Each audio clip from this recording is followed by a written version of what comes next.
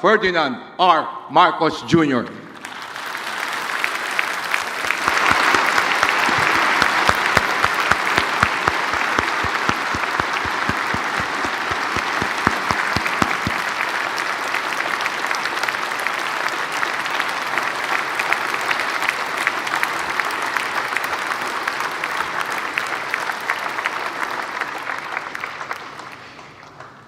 Former President Gloria Macapagal Arroyo, Senate President Sherwin Gatchalian, and honorable members of the Senate, House Speaker Faustino D. III, and honorable members of the House of Representatives, Chief Justice Alexander Gesmundo, and honorable justices of the Supreme Court, His Excellency, the Most Reverend Charles John Brown, and esteemed members of the Diplomatic Corps, Executive Secretary Ralph Recto, and honorable members of the Cabinet, First Lady Luis Araneta Marcos, other distinguished guests, ladies and gentlemen, good afternoon. Mga kababayan ko, naririto ako muli upang tuparin ang ating katungkulan at magbigay ng ulat sa inyo tungkol sa estado ng ating bansa at sa mga ginagawa ng inyong pamahalaan. Isang taon na ang nakalipas mula noong huli akong tumayo rito upang ilantad ang katiwalian na nadiskubre namin sa mga flood control project. Gaya ng aking ipinangako sa inyo, nagsagawa tayo ng malawakan at malalimang investigasyon na walang pagkikiling kahit kanino man. Masusi nating sinuri at sinundan kung saan tayo itinuro ng ebidensya. Lahat ng kailangang gawin ay ginawa natin upang matuntun ang punot dulo.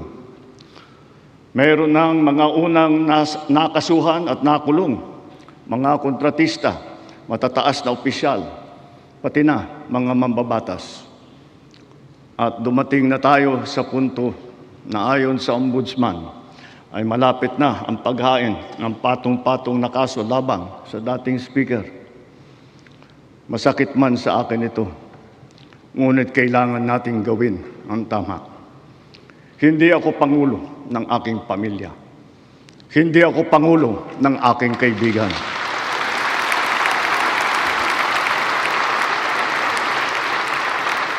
Ako ay pangulo ng Pilipinas at ang tungkulin ko ay sa inyo, ang aking mga kapwa Pilipino.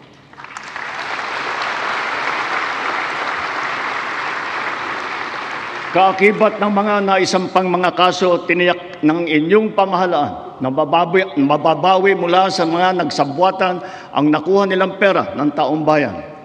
Gayon din, pinigilan natin ang paglabas ng pera ng bayan na ipambayad pa dapat sa mga depektibo, peke o guni-guning mga proyekto at mapupunta lamang sa mga bulsa ng mga tiwalaing kontraktor at opisyal.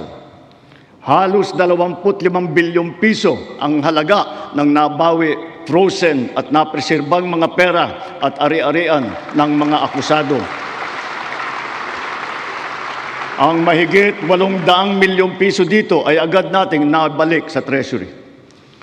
Lahat ng mababawi mula sa mga sangkot na tiwali ay agad ibabalik sa kaban ng bayan. Ipinapaubayan na natin ang pag-uusig sa Ombudsman at sa ating mga pinalakas na National Prosecution Service. Nananalig din tayo sa makatarungang hatol ng hukuman. Makakaasa kayo na ang gulong ng hustisya ay tumatakbo.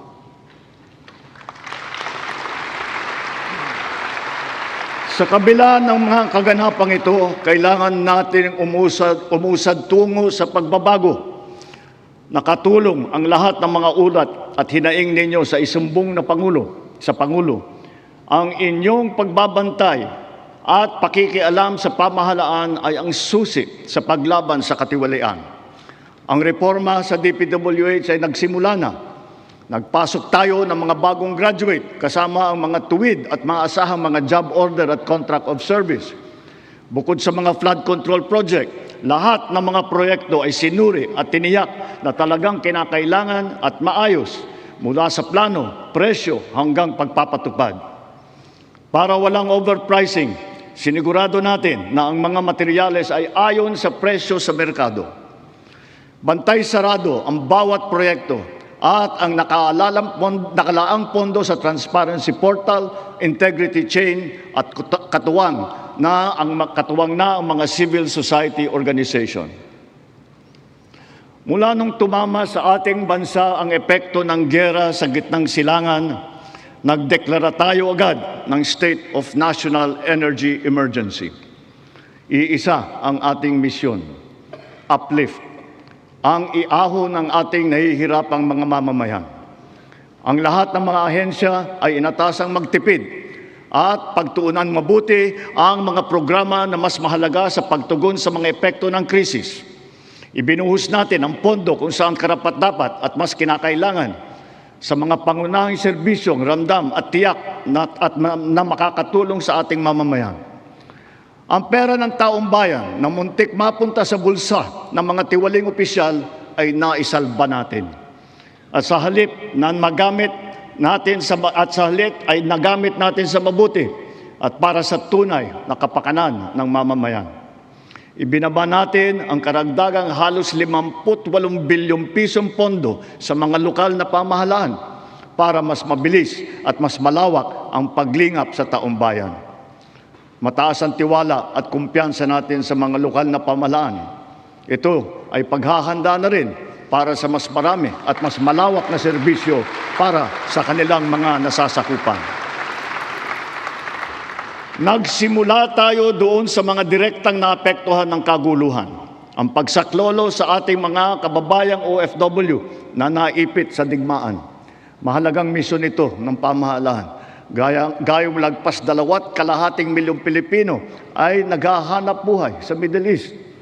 Simula nung naputok ang gera, mahigit 12,000 kababayan natin ang ating naiuwi sa bansa na ligtas. Mahigit 140,000 OFW naman ang ating nabigyan ng sari-saring tulong sa gitna ng kaguluhan sa Middle East.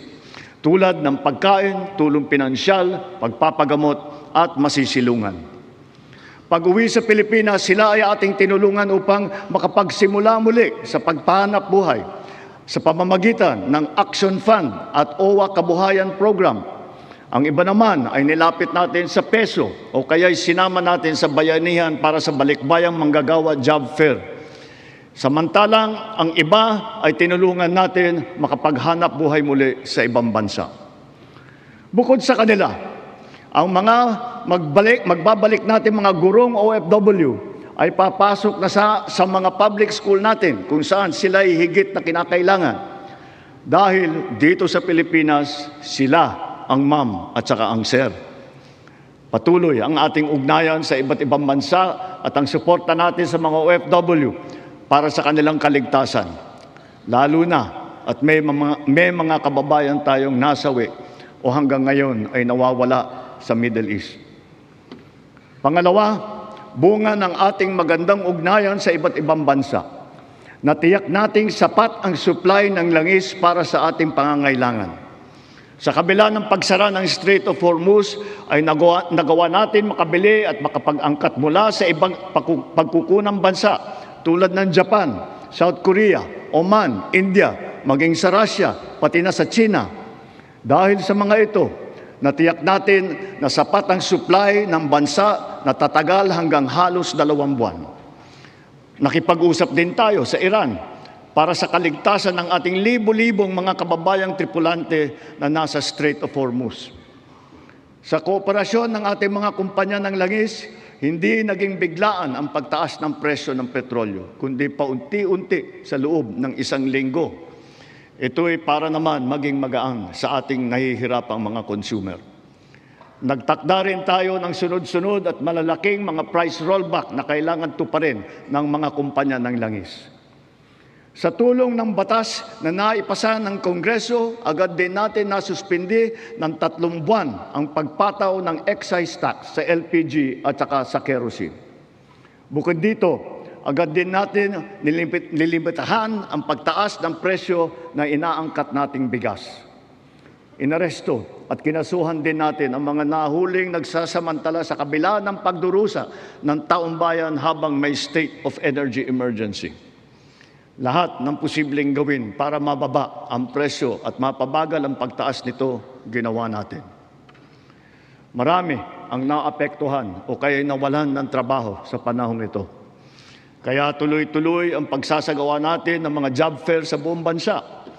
Nitong Mayo 1, araw ng paggawa at kasagsagan ng mataas na presyo ng krudo, nagsagawa tayo ng halos 100 job fair, kung saan halos 300,000 trabaho ay pinagbigay alam natin sa publiko. Sa isang araw ng job fair na ito, lagpas 6,000 Pilipino ang hired on the spot. Dito rin natin ipinamahagi ang mga sweldo para sa mahigit 100,000 benepisyaryo at nagtatrabaho sa ilalim ng dilip at tupad ng DOLE. Kumilos agad tayo upang pigilan ang mabilis na pagtaas ng presyo ng bilihin. Hinikayat ang mga bangko at e-wallet na magbawas ng kanilang karaniwang singil sa bawat transaksyon na online. Kaya ngayon, maraming bangko at e-wallet na nagbaba o nagtanggal ng kanilang sinisingil sa online transaction fee. Upang makaluwag din sa mamamayan, nagbigay ang mga bangko ng hanggang 6 na buwang palugit sa pagbabayad ng utang at hanggang 1 taon naman kung ang utang ay ginamit para sa agrikultura. Ganito rin ang ginawa ng GSIS at SSS para sa mga utang ng mga miyembro nito, pati na ang NHMFC para sa mga umutang ng murang pabahay at ng Pag-ibig Fund para sa mga naapektuhan na OFW.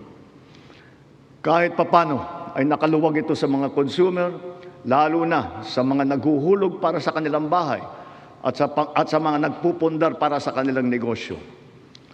Sa panahon na lumiit ang kita dahil sa mataas ng mga presyo, mahigit 26,000 toneladang bigas ang binigay sa mahigit 2.5 milyong pamilya. At ito'y itutuloy pa natin hanggang umabot sa 8 milyong pamilya na makikinabang.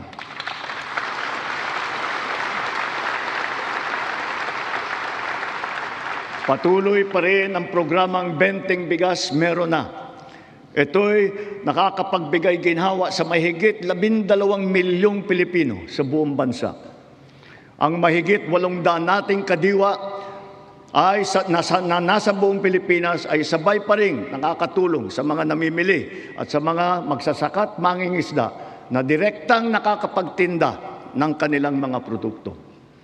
Nagbigay din tayo ng suporta sa halos 2 milyong magsasaka at mangingisda sa kasagsagan ng mataas na presyo ng langis sa ilalim ng Presidential Assistance to Farmers, Fisherfolk and Families o yung tinatawag na PAF.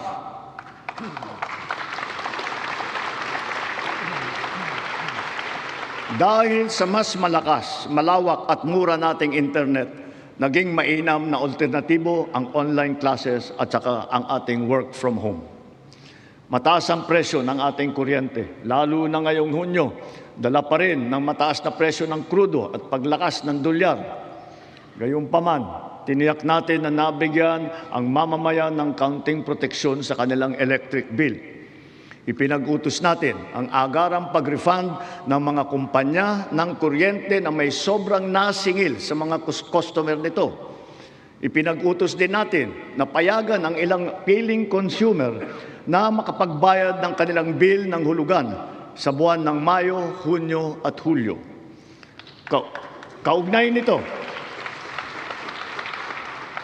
nito, pansamantala nating pinagbawal ang mga pagputol ng linya habang hinuhulugan pa nila ang kanilang bill sa mga buwang ito.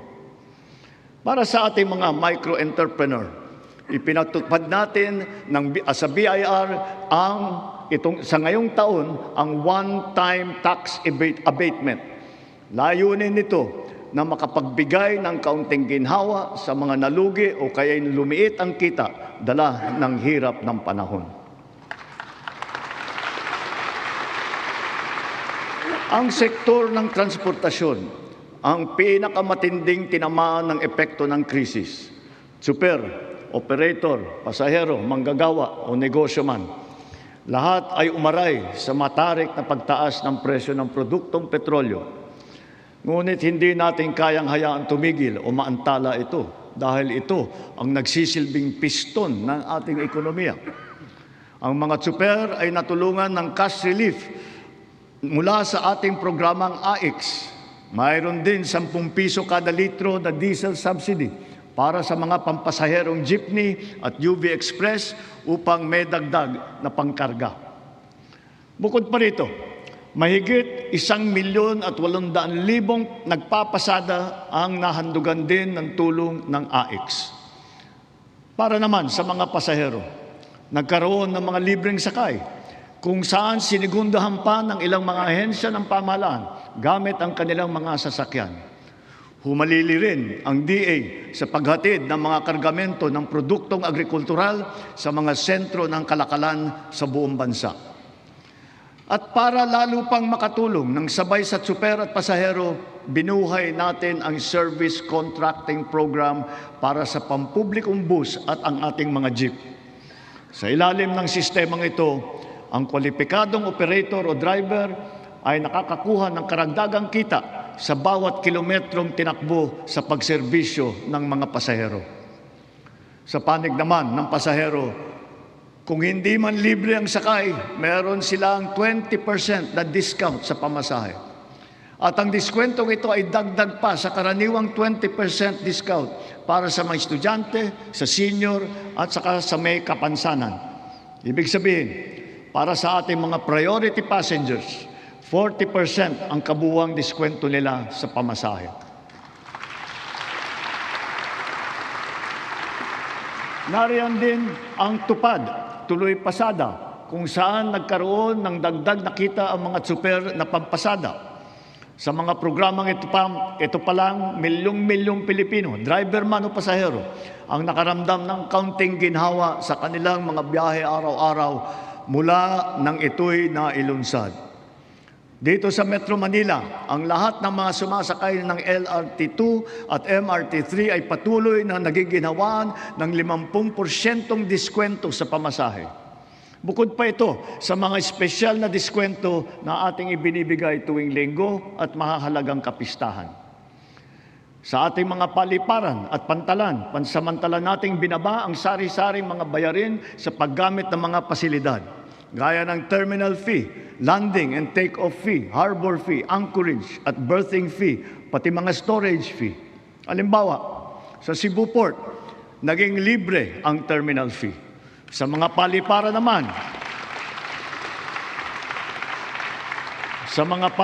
naman, ang service charge sa mga pasahero ay binawasan din natin. Gayon din sa PITX, ang terminal na nag-uugnay ng Metro Manila sa Katimugan. Sinuspindi natin ng 3 buwan ang pagsingil ng terminal fees sa mga pampasaherong sasakyan. Sa mga expressways naman, sila ay may diskwento sa toll fee na umabot hanggang halos 200 piso. At kapag ang kargamento naman, ay pagsakay ng RoRo ay produktong agrikultural at sangkap ng pagkain, binaba natin mula 500 ang terminal fee. Ngayon, piso na lang ang sinisingil sa kanila. Sa pagdaan naman nila sa mga expressway, libre ang toll fee ng mga truck na accredited ng Department of Agriculture. Dahil sa lahat ng mga pinatupad na ito, milyong-milyong Pilipino ang kahit papano ay direktang nakaramdam ng tulong sa panahon ng mataas na presyo ng petrolyo. Sila ang ating mga tsuper ng pampublikong sasakyan, mga estudyante, manggagawa, pati na rin ang mga magsasaka at marami pang pasahero sa buong Pilipinas. Mga kababayan, sa ating pagbalik tanaw, kaya ko kayong harapin at sabihin na ginawa natin ang lahat ng nararapat upang malunasan ang mga epekto ng krisis. Agarang kumilos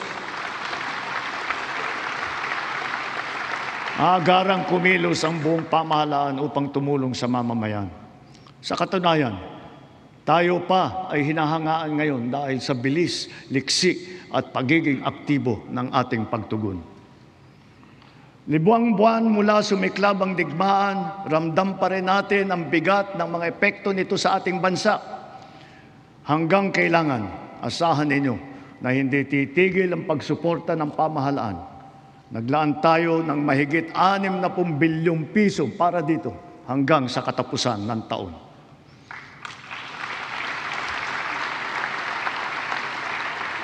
Ang pondo na naisalba natin na balak ibulsa ng mga tiwaling opisyal ay sa taong bayan natin ibinubuhos. Ngayon, ipipihit natin ang mga programa sa mas nangangailangan nating kapwa Pilipino para naman mas malawak at mas marami ang maaabot ng tulong. Layunin natin matulungan ang 3.2 milyong benepisyaryo ng 4Ps at walang gutom program, ang 1.2 milyong minimum wage na manggagawa ng miyembro ng SSS at ang 2.2 milyong kababayan nating mahirap na hindi pa naging benepisyaryo ng programang pang-ayuda ng pamahalaan. Nariyan pa rin ang nakaabang na pagsuporta natin para sa sektor ng transportasyon, agrikultura at mga OFW na apektado ng kaguluhan. Kung susumahin, mahigit 7.2 milyong pamilya na lubos na nangangailangan ang matutulungan natin sa mabigat na kabanatang ito. Ngunit, hindi natin kaliligtaan ang ating mga manggagawang Pilipino, lalo na ang mga middle class, pati na ang mga maliliit na negosyo. Alam natin na sila rin ay nabibigatan sa epekto ng krisis. So, to ensure the continued progress of the middle class amidst the lingering effects of the crisis, we will pursue tax relief measures that promote growth, that generate revenue, and advance equity towards socio-economic sustainability. Kaya bilang natatanging proteksyon sa kanila at para mas mapakinabangan nila ang pinaghirapan nilang kita, nananawagan ako sa Kongreso upang maipasa ang batas na magbibigay ng bahagyang ginhawa para sa ating bayaring buwis. Una, palawakin natin ang exemption sa income tax.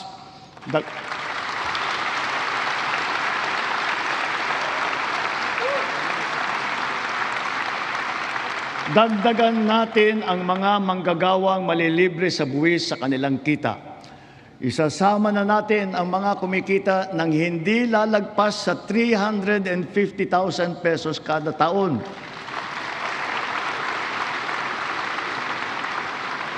Kasabay nito ang karampatang pagbaba ng income tax ng iba parang manggagawa. Pangalawa, ang mga maliliit na negosyo ay hindi napapatawan ng minimum corporate income tax.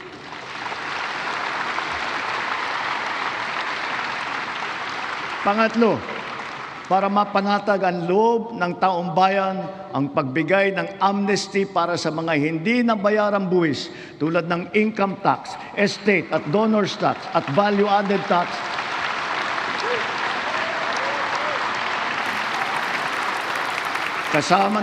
Kasama na rin dyan ang mga multa na kaakibat ng mga ito.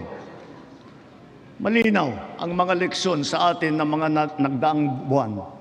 Una, ang kahalagahan ng seguridad at katatagan ng bansa pagdating sa enerhiya at sa pagkain, ng ating ugnayan sa ibang bansa at ng bawat mamamayan kahit saan man sila naroroon. Pangalawa, ang abilidad ng pamahalaan na kumilos agad sa angkop at mainam na paraan. At ang ikatlo, ang pagpursigi at pagnatyag ng Pilipino sa kabila ng mga hamong dumadaan. Dala ang mga sariwang leksyon nito, mas maayos at mabilis ang pagresponde natin sa ating mga naging biktima ng sakuna. Tulad sa nangyaring paglindol sa Visayas at Mindanao kamakailan, mahigit 600,000 pamilya ang ating nasakluluhan. Lampas 3 bilyong piso ang ating binuhos para sa agaran tulong sa mga pamilyang lubos na naapektuhan. Ito'y sa pamamagitan ng pagkain, pagpapagamot, tulong pinansyal at pabahay. Unti-unti na rin nating naaayos ang supply ng tubig at kuryente, linya ng komunikasyon at mga daan sa mga apektadong lugar. Hindi lamang minsang paghatid ng tulong ang ating ginagawa. Ang misyon natin ay sila'y muling makabangon at maitaguyod. We have moved on from the reactive approach. Now we are not only proactive, but predictive as well, aided by digital tools. The strategies of public-private supply chains, hubs and spokes, warehousing, automated production, and wide-scale pre-positioning of food and non-food supplies in LGUs have proven their efficacy. We have now established a network consisting of primary disaster resource centers in Luzon, in Visayas, and soon in Mindanao, 15 hubs, 76 spokes, and 919 last-mile facilities across the country, which makes up our nationwide disaster response infrastructure.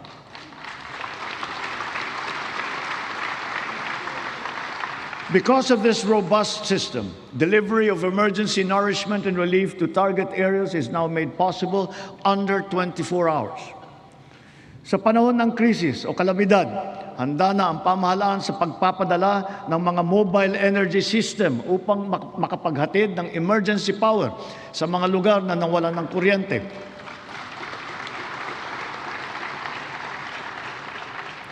Complementing these are our government emergency communication system and the private sector-led and our first ever satellite-to-mobile service, both of which guarantee uninterrupted telecommunications nationwide in the event of crises and of disasters. At dahil meron na tayong konsepto ng state of imminent disaster, hindi na natin hinihintay na mangyari ang sakuna. Aagapan natin ang paghahanda at pagresponde. And so, taking all these lessons to heart, our overarching mission and all our conscious efforts henceforth must not be to simply uplift, but to ensure security and self-sufficiency of our nation and of our fellow Filipinos. Sa nasaksihan nating pagtaas ng presyo ng petrolyo, maraming kababayan natin ang umasa sa pampublikong sasakyan. Kaya't pinagtutuunan natin ng mabuti ang ating mga tren, mga busway, transport hub at integrated terminal at ang pagpapaganda at pagpapalawak ng mga paliparan at pantalan sa buong bansa. Ito ay upang mas malawak at malayo ang naaabot, tumaas ang kapasidad at maging moderno at mas maginhawa ang serbisyo. Halimbawa, sa susunod na taon, ang mga tren ng North-South Commuter Railway ay tatakbo na sa pagitan ng Valenzuela at Malolos. Sisikapin ng DOTR na sa pagtapos ng administrasyong ito, tapos na rin ang railway hanggang sa Clark.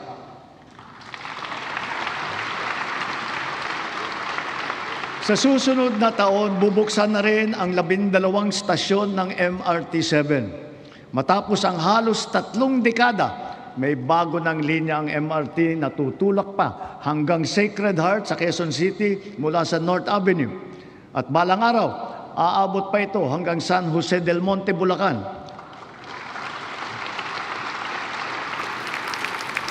Sadyang napakalaking ginhawa nito sa halos 1 milyon na pasahero bawat araw. Thanks to the recently enacted Accelerated and Reformed Right-of-Way Act, right-of-way issues are now more quickly resolved, removing the biggest choke point in our mass transit development program. Sa kabilang banda, yung unang bahagi ng Cebu Bus Rapid Transit ay bukas na. At yung nasa Ilocos Norte naman ay ating pasisinayaan sa susunod na taon. Ang mga nag-modernize ng mga sasakyan, lalo na ang mga lumipat sa mga hybrid at electric vehicle, ay hindi nakaramdam ng kurot ng pagtaas ng presyo ng petrolyo. Consistent with our clean energy drive, we have encouraged the adoption of electric vehicles. We have removed all tariffs on EVs until 2028 to bring down market prices. And government has also been mandated to prioritize electric vehicles and their refleeting plans. This clean and green policy is two-pronged.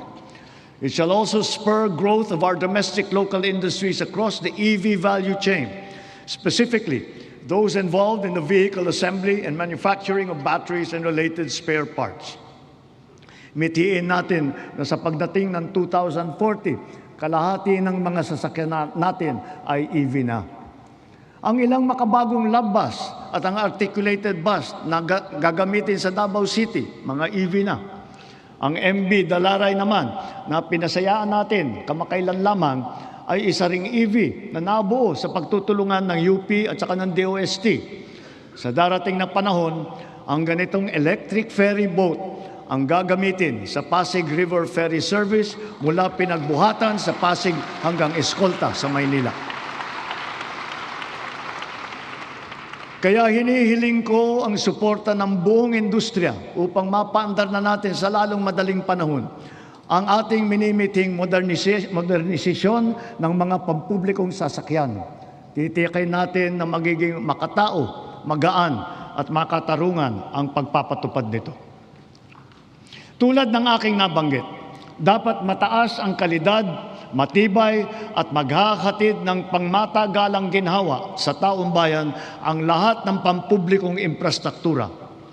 Ngayong taon, matatapos na ang bahagi ng South Luzon Expressway TR4 mula sa Santo Tomas City, Batangas, papuntang Tiaong sa Quezon.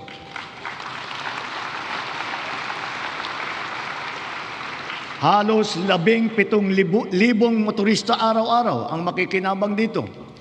Ang mga nasirang tulay sa San Juanico sa Eastern Visayas, Cabagan, Santa Maria sa Isabela, Pigatan sa Cagayan, Calbigan at Liloan sa Samar, at Panuliran sa Iligan ay kaagad nating naayos at ngayon nagagamit na muli.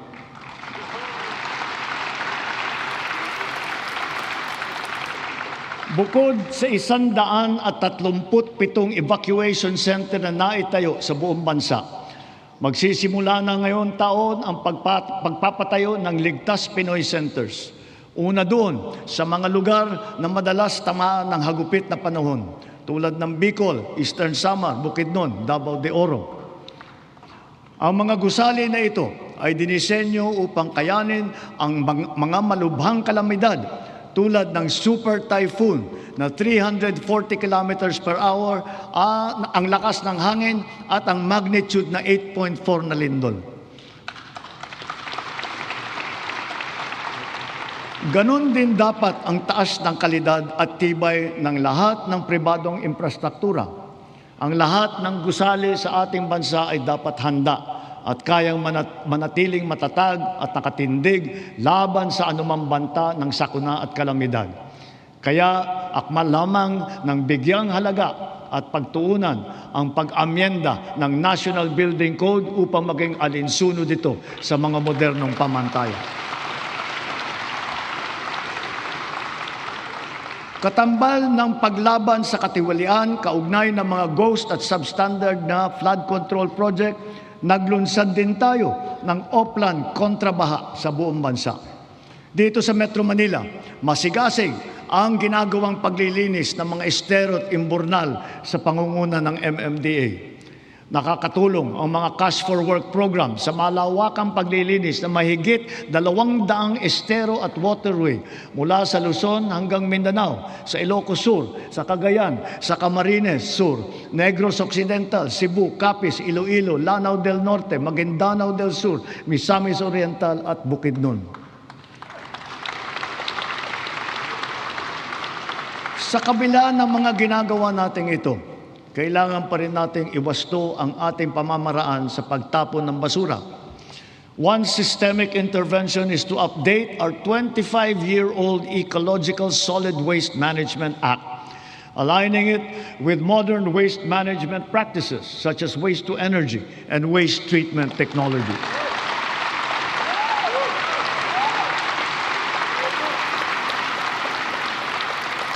As we recalibrate our solid waste management systems, we can draw inspiration from the solid waste management practices being championed by the MMDA here in Metro Manila, such as waste recovery, processing, upcycling. For example, what used to be the Carmona Sanitary Landfill of the 1990s is now the MMDA Nature Park. And more than a multi-purpose green space, it shall soon be the base of its high-level disaster preparedness training and simulation exercises. Gayon din, ang ating sistema ng agrikultura ay pinapatatag natin upang magarantiya ang ating supply ng pagkain at maipababa ang presyo nito para sa lahat.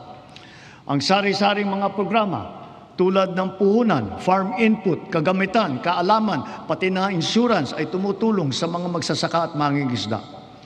Kaya mula noong 2023, patuloy na tumataas ang produksyon ng bansa. Lumalakas ang cropping intensity, dumadami ang ani tulad ng palay, mais, asukal, baboy at manok. Dala ito ng malakas na buhos ng suporta sa sektor. Ang gumaganda at lumalawak na sakop ng infrastruktura at sistema ng irigasyon at tumataas na antas ng mekanisasyon. Nagbubuklod na rin ang mga magsasaka at mangingisda at nabibigyan ng makabagong teknolohiya, binhi at mga pasilidad at kagamitan. Ilan sa mga ito ay ang 145 rice processing system, 3 malaking cold storage facility, at halos 40,000 makinarya. Ang mga taniman naman ng niyog ay dumadami at lumalawak din, dala ng ating programa na malawakang pagtatanim sa buong bansa. Nakapagtanim na tayo ng 18 milyong puno at layunin po natin na sa pagkatapos ng administrasyong ito, makakapagtanim tayo ng 100 milyong puno ng niyog sa Pilipinas. Gagarantiyahin ito ang tatag ng ating industriya ng niyog hanggang sa mga susunod na dekada. Ang NFA din ay ngayon may mas malakas na ang kakayahan sa pagbili ng mga ani ng magsasaka sa mas magandang presyo at sa pag-imbak ng buffer stock. Ang mga sari-saring peste at sakit na ay nagbabantang manira ng mga inaasahang magandang kita. Halimbawa rito, ang avian flu at saka yung ASF. Kaya tinitiyak ng DA na ang mga magsasaka ay natututo ng mga makabagong kaalaman at mga mainam na paraan sa pag-iwas at paglaban sa mga ito. Gayunpaman, ang insurance ay nagsisilbing mabisang panangga laban sa pagkalugi dala ng pagkawala o pagkasira sa hindi inaasahang pangyayari. Sa nakalipas na 4 na taon, natulungan ang sektor upang mabawi ang halaga ng pinsala sa hanap buhay na umabot sa 19 bilyong piso halaga na kabayaran. Ang crop insurance ngayon ay hindi limitado sa mga pananim. Kasama sa saklaw nito ang mga alagang hayop, palaisdaan, mga gamit at pasilidad, pati sasakyan na pang-agrikultura. Meron ding life insurance para sa mismong magsasaka at mangingisda. Papalawigin pa ng Philippine Crop Insurance Corporation at DA ang kaalaman ng mga magsasaka at mangingisda tungkol sa crop insurance. Upang makapagbigay ng kapanatagan sa isipan ng mga benepisyaryo ng agrarian reform, wala tayong tigil sa pamamahagi ng mga titulo sa lupa na ginawad sa kanila. Kaya sa loob ng 4 na taon, lagpas 400,000 titulo na ang suma total ng atin na ipamahagi sa kanila,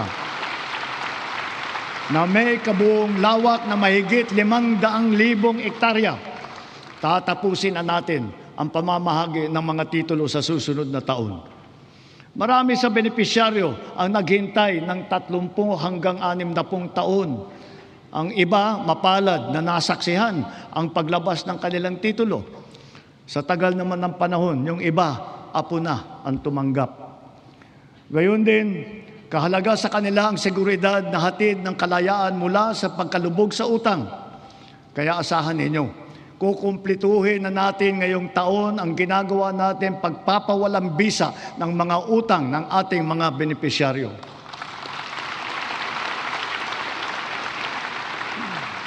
Sa kabila ng mga ito, patuloy pa rin ang suporta ng DAR sa reformang agraryo tulad ng irigasyon, mga daan, makinarya at mga pautang para sa mga benepisyaryo nito. Kaya sinasabi ko, Secretary Conrad, wag mong munang isipin na pwede ka na mag-retire. Marami ka pang trabaho na gagawin sa DAR.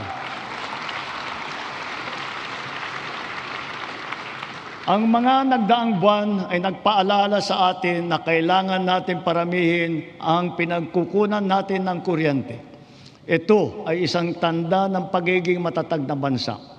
Kaya't kasalukuyan nating binabantayan at tinututukan ang 200 proyekto na matatapos hanggang sa dulo ng administrasyong ito. Ang kabuuang kapasidad ng mga ito ay halos 10,000 megawatt. 45 sa mga ito ay natapos na at 31 ay matatapos ngayong taon. At ang 124 naman ay inaasahang matatapos hanggang sa 2028. Dagdag pa rito ang mahigit 1,700 megawatt na hatid ng mga proyekto para sa energy storage system na may kakayahang mag-imbak ng kuryente.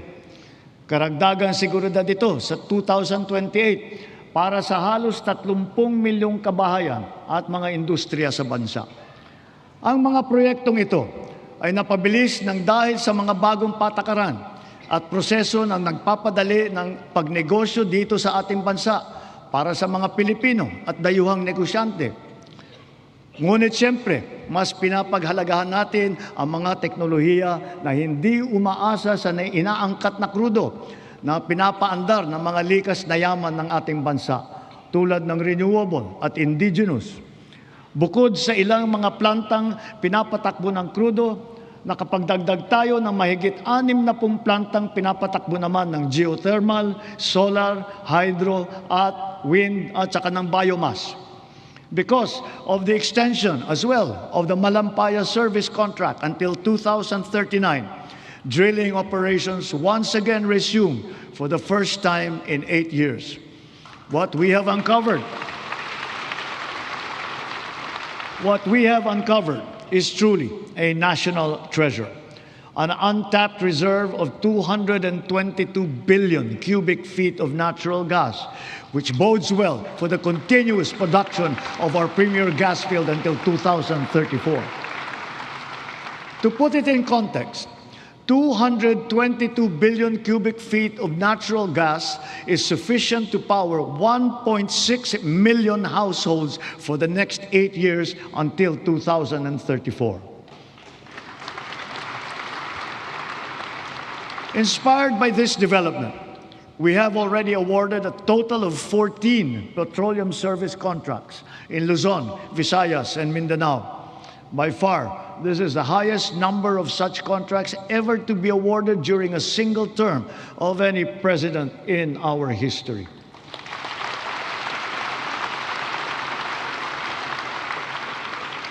Four of the contracts that we have so far awarded are for the production of hydrogen. Hydrogen gas will serve as a backup fuel for our power plants, especially useful for our off-grid areas. It is also touted as the world's clean fuel of the future. 2 of the newly awarded petroleum service contracts are co-managed with the BARM government. This is the first time in our political history. BARM is now firmly set to pursue its strategic vision of energy security and total electrification for and in the Bangsamoro region.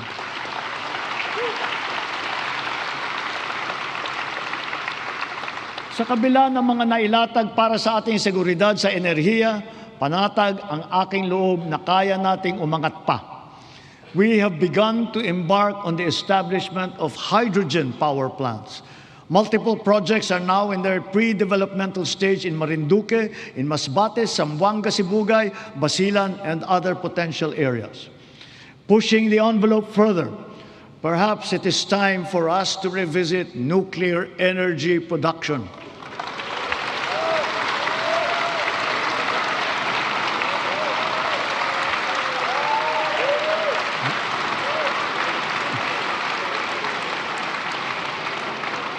After all, we are already using nuclear energy in the fields of medicine, in agriculture, water filtration, and the upcycling of plastic.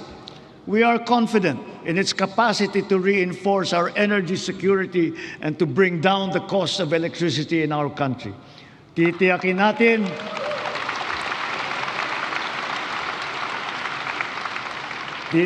natin ito ay ligtas. Titiyakin din natin may papaliwanag na mabuti sa publiko ang magandang dulot sa atin ng enerhiyang nuklear.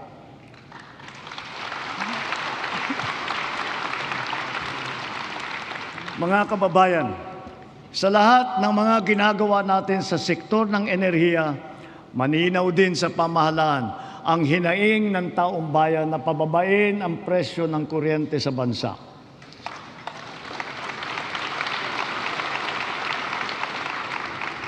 Unang-una, upang maging simple, madali at abot kaya ang pagpapakabit ng solar panel at battery storage system sa kanilang mga bahay, hinihiling ko ang tulong ng Kongreso na maipasa na ang Sariling Kuryente Act.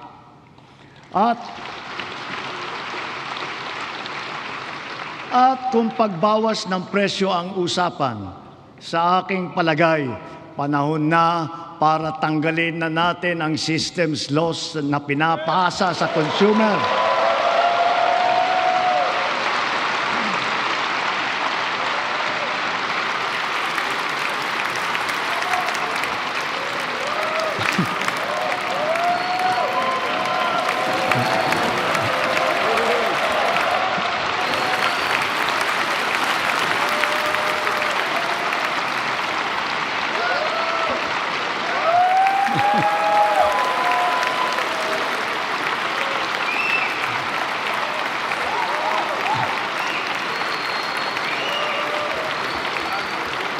Pinapasa ito sa consumer at kinakarga sa bill na pinapatungan pa ng value-added tax. Hindi naman kasalanan ng consumer kung bakit nagkaroon ng systems loss. Kaya hindi naman tama na kailangan sila pa ang pagbabayarin dito.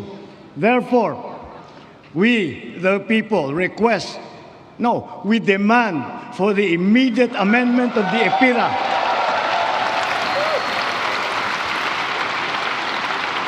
and to prohibit charging systems laws against consumers, including the value-added tax thereon.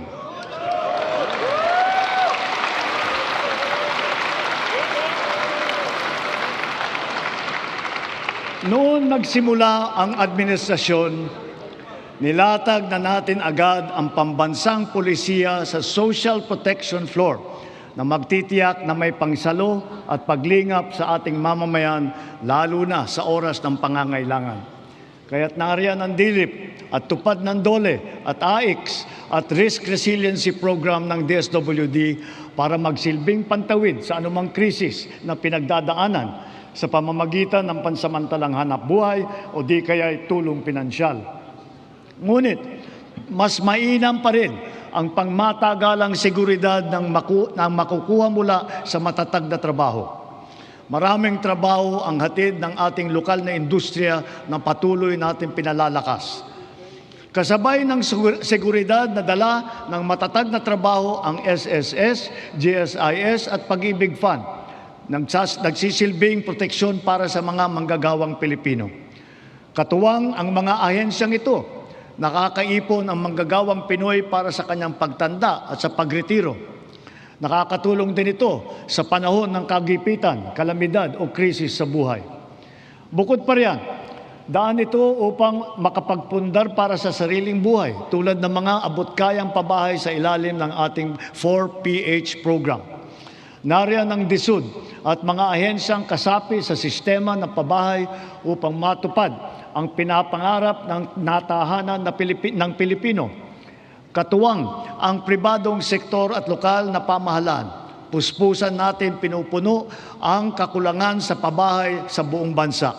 Ito ay ginagawa natin sa pamamagitan ng mga bagong komunidad, mga acquired asset ng Pag-ibig Fund, Community Mortgage Program, Resettlement, at pati na mga paupahan. Sa ating programang pabahay, higit 500,000 bahay ang ating naitayo na at napondohan. kasama ang higit 100,000 bahay na naidagdag natin sa loob lamang ng isang taon sa ilalim ng pinalawig natin na 4PH program. Susi sa lahat ng ito ang magandang sistema ng pautang upang gawing mas abot kaya ang mga pabahay para sa mga Pilipino. Isa na rito ang Pag-ibig Fund. Ang kanyang 17 milyong miyembro ngayon ay patuloy pang dumadami. Kung kaya, ang pinupundar ng mga miyembro ay patuloy ding lumalago. Ngayon, itinaas natin sa 10 milyong piso ang limit sa pautang para sa pabahay. Halimbawa, dahil dito, ang mag-asawa na may mas kakayahang bumili ng pinapangarap nilang bahay para sa kanilang pamilya.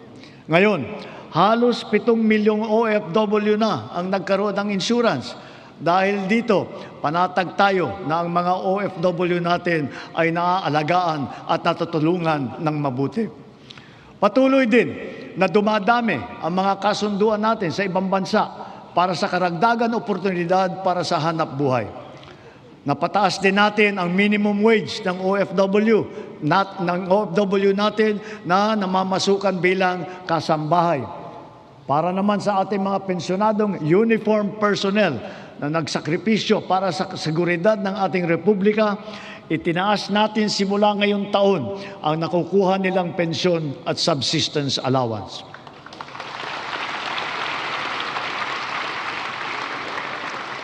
Bilang dagdag tulong naman sa mga pensyonado ng SSS, pinaaga natin ang 10% pagtaas ng kanilang pensyon simula Hunyo na dapat sana ay nakatakda pa sa Setyembre. Mula nung nag-umpisa ang administrasyon, humigit kumulang 44 na milyong Pilipino na ang protektado ng SSS. Mahigit 80,000 sa kanila ay mga tsuper, mga tindero, tendera, gig worker, mga job order at contract of service at iba pang mga nasa informal na sektor. Ang mga contract of service at job order ng pamahalaan, ipinagpatuloy natin ang kanilang mga serbisyo. Naglaan pa tayo ng karagdagang sahod para sa kanilang paghulog sa SSS, Pag-ibig at PhilHealth bukod sa iba pang mga benepisyo. Misyon natin na mas marami pang Pilipino ang makakasapi sa SSS, lalo na ang informal na sektor at mga self-employed na tulad nila.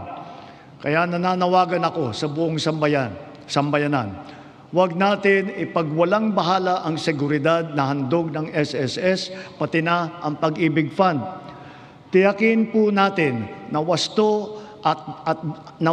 wasto at buwanang paghulog para sa mga ikabubuti ng ating mga kinabukasan. Maganda ring balita na dumadami sa ating mga kababayan ang kumukuha ng insurance at pre-need mula sa pribadong sektor. Mainam din itong pagpundar para sa kinabukasan. Ito ay para sa lahat ng Pilipino. Ginawa rin itong mas abot kaya dahil sa mga micro-insurance plan, ngayon na nasa merkado, ito yung mga rehistrado at lehitimo. At mas maganda rin balita sa ating kabataan. Sa kanilang murang edad ay nagbubukas na ng mga account sa bangko o kaya sa digital payment app. Hikayatin at turuan natin silang mag-impok at magpundar para sa kanilang kinabukasan. Gayunpaman, edukasyon pa rin ang siyang pangunahin nagtataguyod ng kakayahan.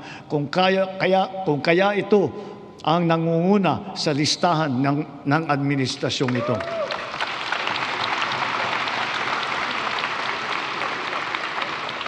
Sinisimulan natin ito mula sa pagkamusmus at ito'y dapat tuloy-tuloy at hindi tumitigil. Kaya dapat nakakintal sa puso't isipan ng mga Pilipino ang lifelong learning at continuous self-improvement. Ang nagdaang mga buwan ay nagpaalala sa atin na mahalaga ang reskilling at upskilling ng ating mga manggagawa. Napatunayan natin ang kakayahan ng mga senior high school graduate natin sa mga isinagawa natin bagong Pilipinas Serbisyo Fair nitong Marso. Mahigit 1,200 senior graduate ang naging hired on the spot. Maaari na rin sila ngayon mag-apply para sa mga bakanteng unang baitang na posisyon sa pamahalaan. Ngunit, patuloy pa rin natin pinalalakas ang curriculum ng senior high upang lalong maihanda ang estudyante para sa tunay na mundo.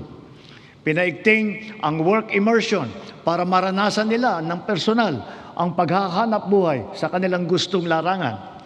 Panatag ang ating loob sa edukasyon pagkatapos ng senior high dahil sa patuloy na pagtaas ng kalidad ng kolehiyo sa ating bansa. Noong 2022, ang mga kolehiyo natin na pumasok sa World University Rankings for Innovation ay 12 lamang. Patuloy po nating ipinataas ito bawat taon. Ngayon, 140 kolehiyo na ang pumasok na sa World University Rankings. At lagpas kalahati sa kanila ay state at local universities and colleges kung saan libre ang matrikula.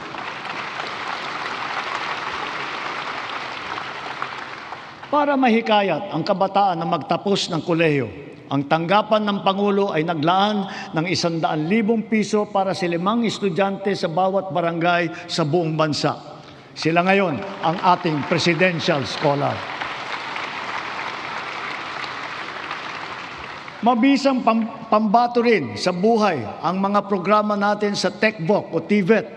Sa ngayon, 81% na ang placement rate ng mga dumadaan sa kursong TechVoc. Halimbawa, sa programang Super Scholar at ang programa Entrepreneur, naturuan ang mga driver ng panibagong kaalaman na sa kanilang iba't ibang pangkabuhayan. Sa programa naman ng DOLE at DA, mahigit 10,000 magsasaka at mangingisda sa buong bansa ang matuturuan na rin sa mga bagong kaalaman. Ang TechPro ay nakapaloob na sa senior high at ito'y progresibo o ladderized upang maging tulay sa agarang hanap buhay at hakbang din tungo sa patuloy na pag-aaral at pagsasanay. Maaring gamitin ng isang TVET graduate ang kanyang national certificate bilang pundasyon upang maituloy pa ang pag-aaral hanggang maging ganap itong kolehiyong diploma.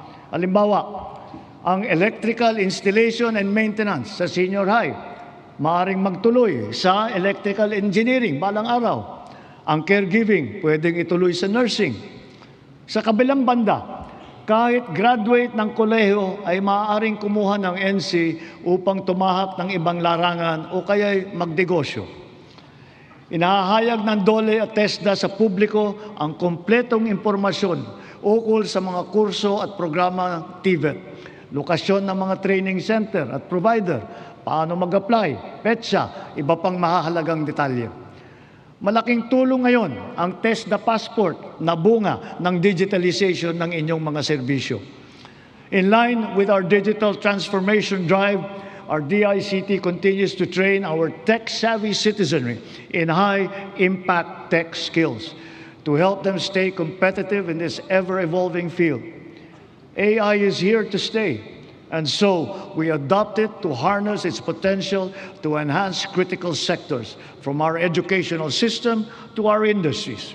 We have launched massive training programs for AI readiness, which have reached at least 1.8 million individuals, students, parents, and teachers alike. This success inspires confidence to further scale up our initiatives for AI literacy across all sectors. We must ensure our global competitiveness. Within and beyond the academe, we must inculcate in our youth the virtues of critical thinking, innovativeness, creativity, as well as the ability to find solutions to problems. Our targeted scholarships and funding grants are all aimed to encourage these trailblazing traits. Contests such as Young Creative Challenge, the NICE, and the Philippine Innovation Awards recognize their talent and their hard work. At the same time, we have to do more to protect our children. We must protect them from the harmful influences and forces that exploit their vulnerability. The corrosive influence of fake news, the unfettered exposure to pornography, even to minors, the constant depiction of casual violence, and the toxicity and hate culture pervasive in social media. These pernicious influences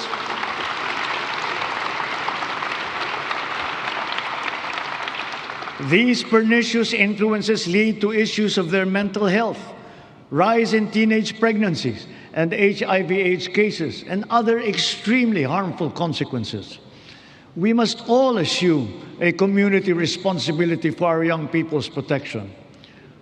Ang mga nasawi na ating mag-aaral kamakailan, dala ng karahasan at kapabayaan, ay nag-iwan ng malaking puwang sa kanilang pamilya at mapait na aral din para sa ating lahat. Sa mga magulang at kaanak ng mga nasawit at nasaktan dahil sa nangyaring karahasan sa mga paaralan, tanggapin po ninyo ang aming taimtib na pakikiramay. To the parents of Chris Lawrence Fabian, Joyancy Separa, and Ayesa Nicole Dazo, we are all so very proud of the unflinching bravery and heroic virtue that you have instilled in your children. They are an inspiration to us all. Their courage and their selflessness, true Filipino qualities, are the virtues that these trying times call for. Kailangang mamulat ang buong lipunan at akuin ang responsibilidad. Pag-ibayuhin natin ang ating paggabay at pag-aruga sa ating mga kabataan. Magkakasama tayong lahat sa misyong ito, ang pamahalaan, pamilya, paaralan, simbahan, industriya, komunidad. Tatayo ang paaralan bilang pangalawang tahanan para sa kanila. Kaya hinahanda natin ang mga pampublikong paaralan upang tanggapin sila ng bukas palad. Ngayong school year, tuloy ang ating school-based feeding program bilang mabisang suporta sa pag-aaral. Sa programang ito, mapapakain natin ang mahigit 4.5 milyong kinder at grade 1 at mga mag-aaral na grade 2 at pataas na mga lubos na nangangailangan ng nutrisyon. Magtutulungan ang lokal na pamahalaan, ang barangay, PNP, DepEd upang palakasin ang seguridad sa paaralan. Siniguro ng DepEd na nakahanda, gumagana at alam ng lahat ang mga mekanismo at proseso sa pag-ulat, sa pagtugon sa mga insidente ng bullying, pati na sa mga iba't ibang emergency. Hindi inahanda rin natin ang ating mga principal at guro upang mamagitan sa pag-ayos ng anumang hindi pagkakaintindihan ng mga estudyante. Sa tulong ng unang batch ng 10,000 school counselor associates na ipapasok natin sa mga pampublikong paaralan, ang mga anak natin ay meron ng malalapitan para sa angkop na payo sa anumang mabigat na pinagdadaanan sa kanilang isipan.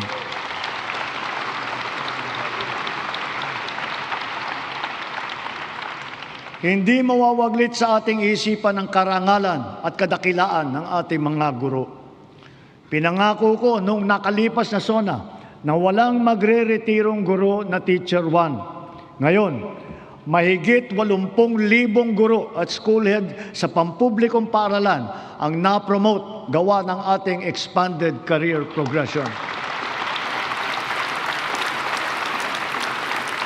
Nagkaroon na rin ng mahigit 30,000 karagdagang posisyon para lumakas ang puwersa ng mga guro. To facilitate effective instruction, we also continue to provide them with helpful and innovating teaching aids such as smart TVs, laptops, tablets, free mobile data, even lapel microphones. To dramatically increase the traditional annual production output of DepEd, we have activated force multipliers in addressing classroom storage, tapping the DPWH, PAGCOR, and the LGUs as additional production arms for the increase in our schoolrooms. For its part, the private sector also will construct its initial share of more than 16,000 classrooms in Luzon by way of PPPs. Additional PPPs with higher production targets will soon follow for the Visayas and Mindanao. Kapag may nagkasakit sa pamilya, tila krisis ang tumama. Sa mahal ng pagpapagamot, kaya nitong simutin ang kita o ipon ng isang pamilya. Kaya malusog na pamumuhay ang ating pangunahing isinusulong. Kumpletong bakuna, maayos na nutrisyon, regular na ehersisyo at pag-iwas sa masamang bisyo at mapanganib na gawain. Mahalaga rin ang ating sports. Itinaas natin ng triple ang suporta natin dito. Hindi lamang dahil sa aliw na hatid nito, kundi para sa kalusugan. Sa nag-uumapaw nating suporta kay Alex Eala, sana ay marami ang maengganyo para matuto at maglaro hindi lamang ng tennis, kundi ng ibang sport pa. Sa halimbawa ng Pilipinas Women's Football Team, sana rin ay mas sumikat pa ang football sa ating bansa at maraming maglaro. Balang araw, baka makasali na ang Pilipinas sa World Cup.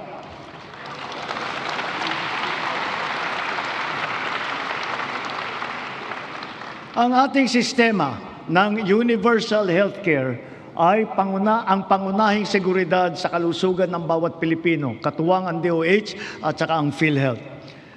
Daig ng maagap ang masipag. Ito ang layunin ng ating YAKAP program. Ilayo ang Pilipino mula sa sakit at tugunan ng maaga ang nagbabadyang karamdaman. Sa taong ito, 4.5 milyon na ang nakapagpatingin mula sa 25 milyong Pilipino nakarehistro sa programang ito. Hangad natin, mas maraming klinika pa ang makakasapi sa YAKAP upang mas marami pa ang pagpipilian ng ating mga mamamayan. Sa kaugnay nitong gamot program, ang membro ng PhilHealth ay makakakuha ng kailangang gamot mula sa mahigit 2,000 accredited na provider. Ang bawat membro ay may benefit limit pa na 20,000 piso kada taon. Ngayon, 75 na ang makakalagang gamot na kasama sa listahan ng programang ito. Meron diyang antibiotic, laban sa asma, alta presyon, kolesterol, para sa diabetes, sa ubo, lagnat, at iba pang mga sakit na kadalasang nararamdaman. Sa 7 buwan ng taong ito, mahigit 300,000 kababayan natin ang nakinabang dito. Bukod sa programang ito ng PhilHealth, ang bilang ng mga gamot na tinanggalan natin ng value-added tax ay umabot na sa mahigit 2,000. Mahigit 700 dito ay laban sa cancer, mahigit 500 ay para sa alta presyon, mahigit 600 naman ay laban sa diabetes at para rin sa mental health. Sa buwis na ito na ating tinanggal, ang side effect dyan ay mas mababang presyo nito sa butika.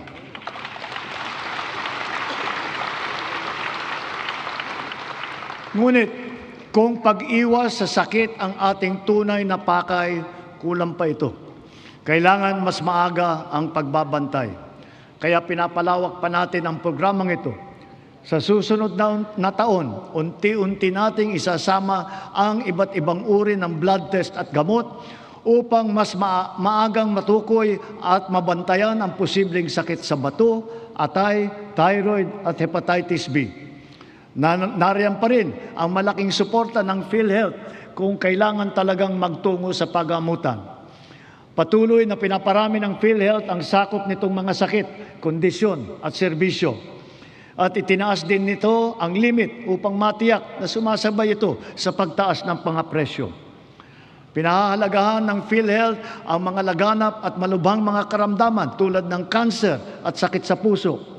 Kasama na rin ngayon ang pagpapagamot ng HIV/AIDS upang makatulong sa pagpigil na dumadaming mga kaso dito sa bansa. Pati na rin ang TB na kumikitil ng halos 100 buhay bawat araw dito sa atin.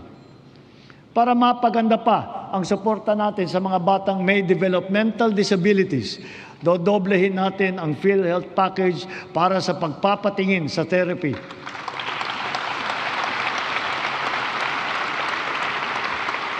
Dadamihan din natin mula sa 70 hanggang 150 ang bilang ng therapy session na sakop ng PhilHealth.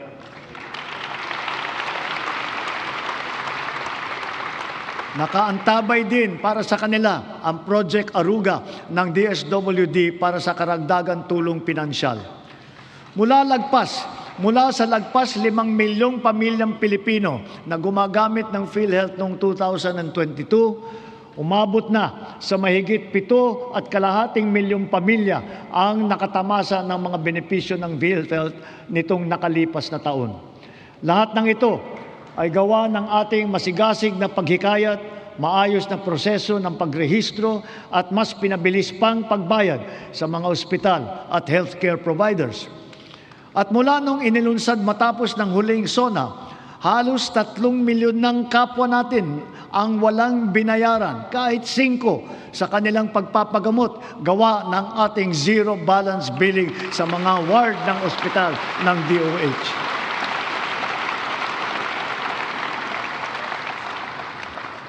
Siyempre, hindi natin makakaligtaan ang maaasahang medical assistance o MAIP. Mas marami na ang ospital na sakop nito. Mas pinadali pa ang proseso. At ngayon, may e-MAIP na sa mga ospital ng DOH, online at kasama sa ating eGov app. 2 na lang ang requirement. Wala na ring GLGL, kaya hindi na kailangan pumila o magmakaawa pa sa sino mang politiko.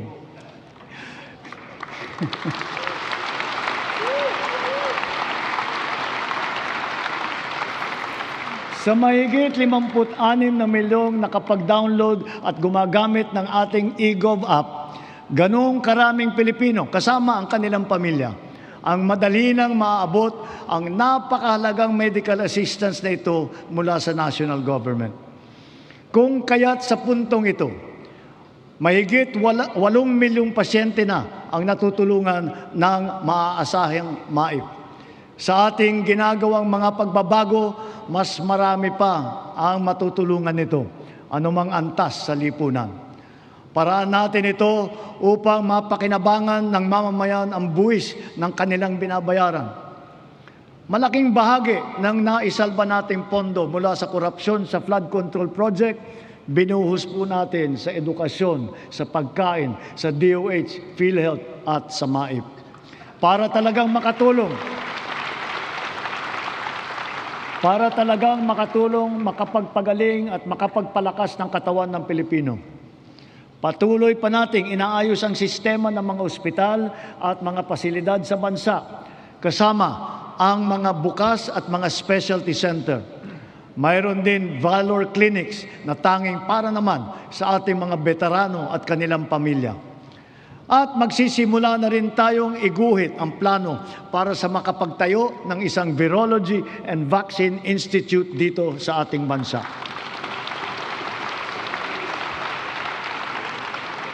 Kasabay nito, ang hanay ng mga dalubhasa sa larangan ng medisina at kalusugan ay dumadami na rin. Mula nung na magsimula tayo, mahigit dumoble ang kumukuha ng medical scholarship kapalit ng obligasyon na maglilingkod sa mga pampublikang ospital sila balang araw. Sa kanilang pinamamalas na serbisyo publiko, ang ating mga doctors to the barrios ay nagsisilbing huwaran sa ating mga susunod na henerasyon ng mga Pinoy na doktor.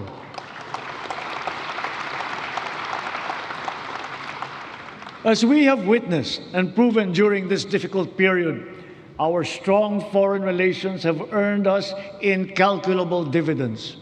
The Philippines is once again a full member of the community of nations.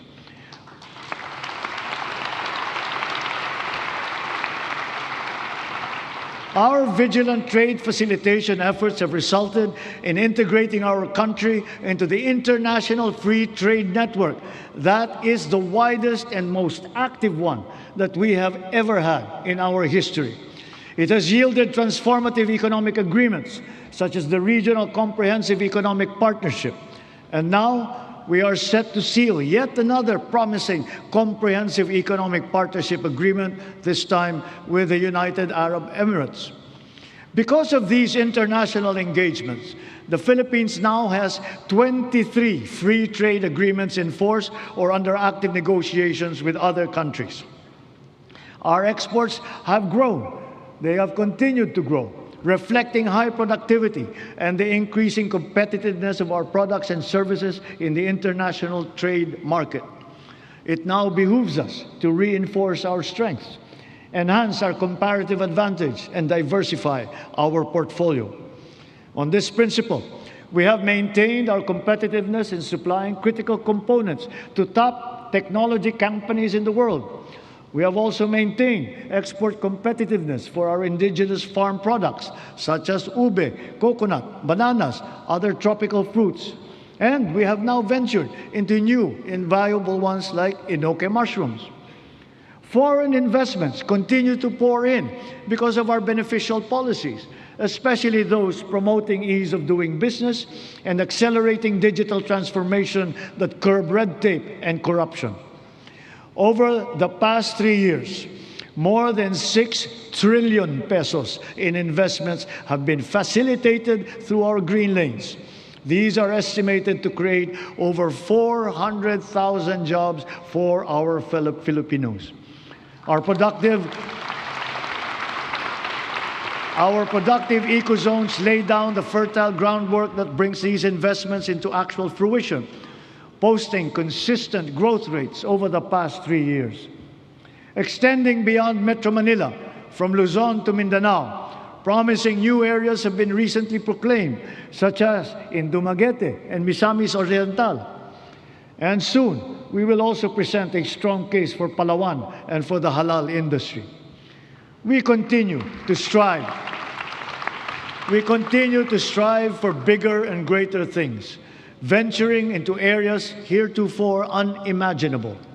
That is, strategic and emerging industries that position our country in the global value chain, such as in the fields of pharmaceuticals, advanced manufacturing, luxury goods, technology, and logistics.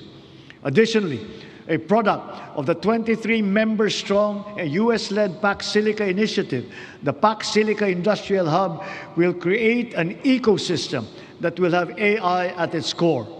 It will bring quality jobs to our people, accelerate our industrial competitiveness, and revitalize our economy. As a strategic component of the Luzon Economic Corridor, the hub will be an advanced manufacturing and logistics center in the global AI and technology value chain. Cagayan is both geographically and economically primed to serve as our gateway to space and host the country's first spaceport. A sounding rocket launch test is slated for next year. Yes, we are going to launch a rocket into space. This we will do in partnership with a South Korean aerospace company. We do not have to look or sail very far to find dependable allies. ASEAN is our safe harbor, within which we share not only mutual proximity, but affinity. During our chairship of the ASEAN Summit this year, we advocated for greater solidarity and cooperation among ASEAN member states. Together, we found ways to alleviate the dire consequences of the war in the Middle East. Through a united ASEAN and its strong extended network, we have achieved greater security and resilience as a region and as individual nations, more capable of withstanding disruptive events. The ASEAN +3 Emergency Rice Reserve System will guarantee emergency rice supply in case of shortage in our domestic production. The ASEAN Digital Economy Framework, led by the Philippines, will harmonize digital rules and enable cross-border digital transaction. It will accelerate the growth of our local tech sector, enable fintech and digital banking solutions, and support financial inclusion, especially for small enterprises. Likewise, the Framework Agreement on Petroleum Security for the joint stockpiling of energy assets in the region has been ratified. And now that our Luzon, Visayas, and Mindanao grids are fully connected, we are in a better position to connect with our neighbors to help realize the ASEAN power grid. Moved by our stark realizations, ASEAN must further strengthen the bonds of our regional cooperation, building on our sense of affiliation and the heightened instinct for mutual assistance. This is bayanihan for the international community and for this part of the world.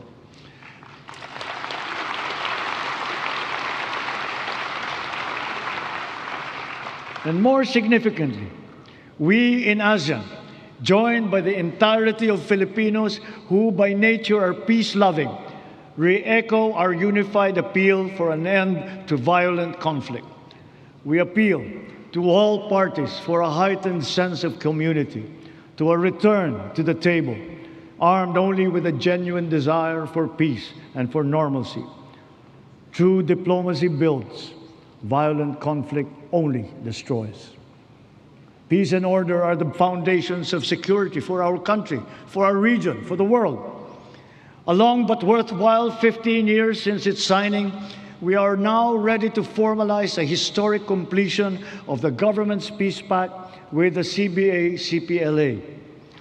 And in accordance with the Republic Act number 12317, the BARM electorate is now poised to partake in BARM's first regular parliamentary election.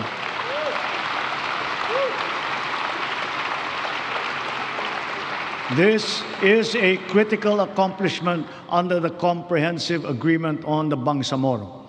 COMELEC, law enforcement, volunteers, deputized agencies, all stakeholders are now ready to ensure that this defining political exercise will be peaceful, orderly, and credible. May these inspiring developments strengthen our collective belief in the unity and indivisibility of the Filipino nation amidst our individual diversity.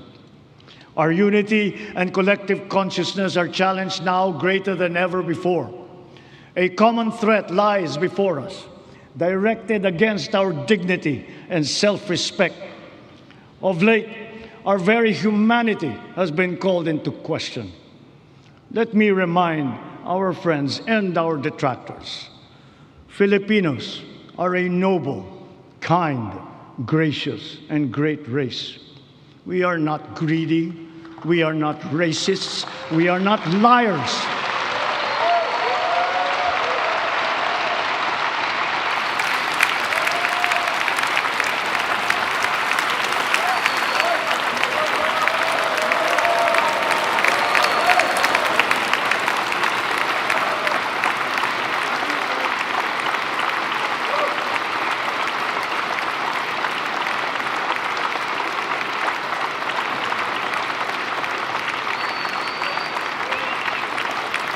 We are respectful and we are dignified. We are Filipinos and we do not yield.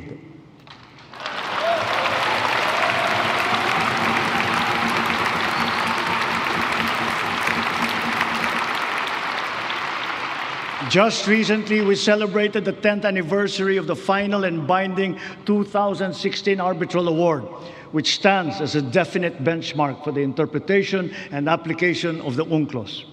This is not a claim that we advance alone, nor is it one that we will abandon. Your government will do all that is necessary to continue upholding this award, utilizing every peaceful and legal means available to the Republic against any attempt, foreign or domestic, to undermine this achievement. We give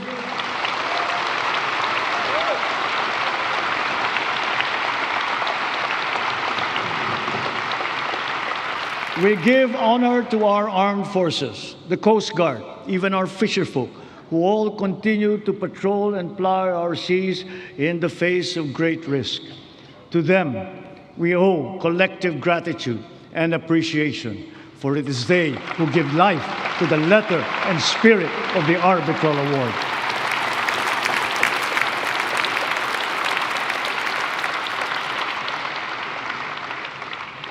Mga kapwa kong Pilipino, sa ganitong mga banta sa ating seguridad, sa loob at sa labas ng bansa, tayo'y tumindig ng taas noo at magkapit-bisig. Dahil tayo man ay magkakaiba sa maraming bagay, iisa lang tayong lahi, Tayong lahat ay Pilipino, Pilipino sa diwa, Pilipino sa dugo. Manaig nawa ang pagkakaisa at ang pagmamahal natin sa inang bayan at sa kapwa Pilipino. Sa bagay na ito, hindi tayo magkakatunggali. Tayo ay magkakabigkis tulad ng ating pinamana sa ating buong kasaysayan. Sa mga pang-aalipusta, hindi tayo matitinag. Sa manlulupig, hindi tayo pasisiil.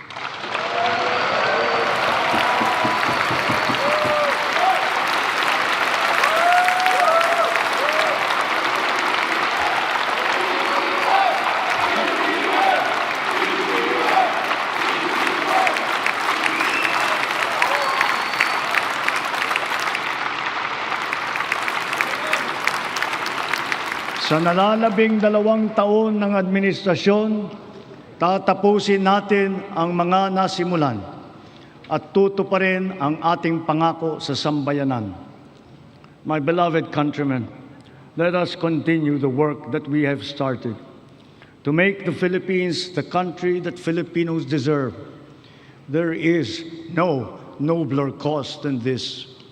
We do this for our children. We do this for our future. We can but do this because we love our country and we love our people. Maraming salamat po. Magandang gabi po. Mabuhay ang Pilipinas!